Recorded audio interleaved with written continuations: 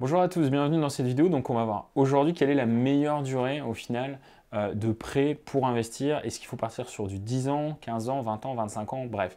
On va voir ça dans la vidéo juste après.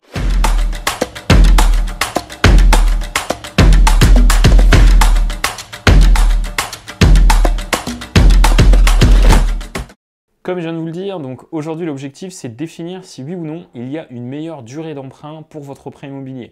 Si ce n'est pas encore fait justement et que vous voulez ne rien rater des vidéos que je fais sur la chaîne, je vous invite à vous abonner, à mettre la cloche pour ne rien louper des prochaines vidéos et également tout simplement pas pour me faire plaisir mais simplement parce que je tire au sort effectivement régulièrement un abonné de la chaîne tout simplement pour lui faire un coaching individualisé en live sur la chaîne YouTube.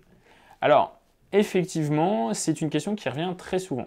Nos clients d'ailleurs nous disent souvent, bon bah voilà Florence, c'est bien, maintenant on a un bien rentable, mais comment au final aujourd'hui faire en sorte que j'optimise mon financement au niveau de la durée? Alors sur la durée, comme vous le savez maintenant pour ceux qui me suivent depuis un moment, c'est rare que dans l'immobilier, il y ait une réponse nette. Alors, vous le savez également, généralement je suis plutôt cash et transparent, donc si je ne vous donne pas effectivement une durée d'emprunt vraiment optimisée, c'est pas pour vous embêter, c'est pas pour faire du leasing, c'est simplement parce que comme 90% des choses dans l'immobilier, la réponse est tout le temps adaptée à votre situation, à votre patrimoine et à votre imposition et également aux objectifs que vous fixez. Donc il est certain que dans ces conditions-là, je ne peux pas effectivement vous donner de durée type. Tout d'abord, pour vraiment que vous puissiez adapter la réponse à votre profil, quel est votre objectif? Est-ce que vous voulez uniquement acheter un bien immobilier, l'exploiter pendant 10, 20, 30 ans et le transmettre à vos enfants et au final être sur cet objectif-là? Est-ce que vous souhaitez vraiment acheter un maximum de biens immobiliers, créer un patrimoine de plusieurs millions d'euros? Et en fonction de cela, déjà la réponse sera différente. Pourquoi? Parce que si vous voulez vous constituer un gros parc immobilier, il est bien évident que plus les mensualités de prêt sont faibles, plus ça va vous laisser de la capacité d'emprunt pour pouvoir faire d'autres projets immobiliers. Ça, c'est effectivement quelque chose à savoir. Alors, il va falloir effectivement utiliser, pourquoi pas, une durée de prêt qui est minimale. Comme ça, au final, vous allez pouvoir effectivement amortir tout simplement votre projet immobilier en peu de temps et vous allez pouvoir très rapidement dégager beaucoup plus de cash flow tous les mois puisque pendant une courte période, admettons pendant 10 ans, vous allez rembourser votre prêt immobilier et donc du coup, vous n'allez pas toucher de cash flow. Par contre, dans 10 ans, vous allez toucher 4 fois plus de cash flow que si vous aviez fait un prêt sur 20 ans et que vous aviez touché un petit peu de cash flow. Donc vous voyez, c'est ça aussi qui est important, c'est de savoir quelle est la stratégie réelle derrière. Par exemple, une stratégie de prêt en durée de 10 ou 15 ans, c'est pas mal pour des personnes qui ont 50 ans, qui vont être en retraite à 62, 63 ans et du coup qui veulent un complément de revenus pour la retraite et qui n'ont absolument pas l'objectif d'acheter un parc immobilier de 3 millions d'euros. Donc là, pour ces clients-là, il est pertinent d'investir sur du 10 ou du 15 ans puisque tout simplement, ça va vous permettre d'amortir le bien pendant que vous êtes encore en activité et du coup faire en sorte que pour l'instant, si vous avez un niveau de vie qui vous convient, vous n'avez pas forcément besoin de gagner plus d'argent et donc d'avoir de cash flow positif.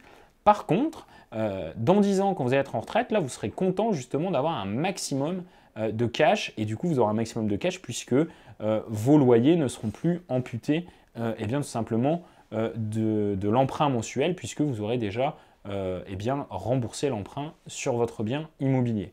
A contrario, c'est un peu plus mon cas, c'est-à-dire d'essayer justement de constituer un patrimoine immobilier de plusieurs millions d'euros. Dans cette stratégie-là, par contre, il est fortement conseillé d'investir sur du long terme.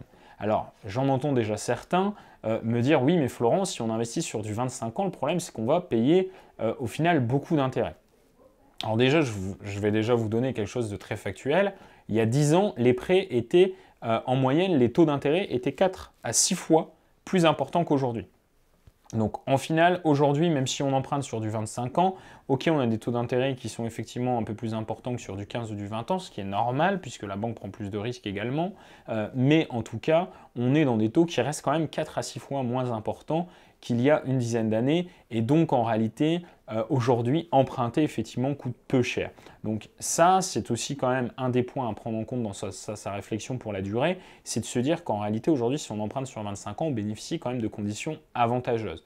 Maintenant, encore une fois, c'est très bien pour vous constituer un patrimoine, mais le problème, c'est que du coup, vous allez continuer à rembourser un prêt pendant beaucoup d'années et du coup, votre parc immobilier ne sera pas net. C'est-à-dire que le patrimoine, il sera à encours. C'est-à-dire que vous avez un encours bancaire, donc vous avez de l'argent que la banque vous prête pour faire vivre votre patrimoine immobilier.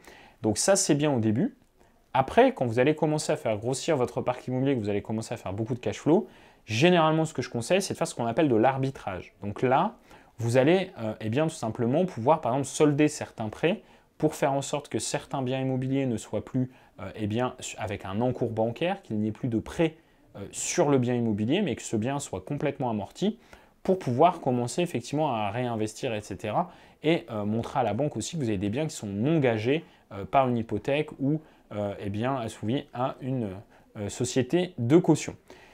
Dernière petite chose également, si jamais vous êtes trompé sur la durée du prêt pour votre projet immobilier et qu'au final vous vous rendez compte avec un petit peu de recul que la durée du prêt que vous avez choisi n'est pas optimisée en fonction de votre stratégie et de vos objectifs, ce n'est pas grave. Ce n'est pas grave parce que vous avez aujourd'hui la possibilité, via des courtiers ou même via des banques en direct, eh bien, de renégocier des prêts, de changer de banque, de rallonger vos prêts, etc. Et donc du coup, cela, surtout en ce moment, avec des taux effectivement historiquement bas, vous avez la capacité, pour nombre d'entre vous, de renégocier vos prêts effectivement, afin tout simplement d'aller sur des mensualités plus courtes ou plus longues. Donc vous voyez, même si vous êtes trompé à la base, ce n'est pas grave.